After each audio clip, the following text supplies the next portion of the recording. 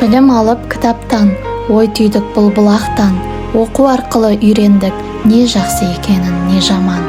Ақындардың жазғаны, ғибратты мазмұны, оқу арқылы біз білдік дұрыс бұрыс амалды.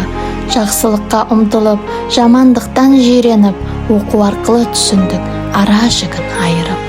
Ілім ғылымға баулиды, кітаптар бар сан қилы, білім алып әр адам ми мен сана дамиды.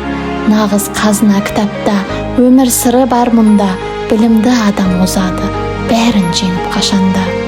Жан жүректе гүлдейді, сезімдер қайта түлейді, кітапқа деген махаббат еш қашанда бітпейді.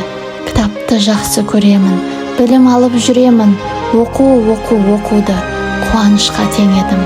Ұлттық кітап күнімен құттықтаймын жүректен, нағыз құнды қымбатты кітап өмір тынысы.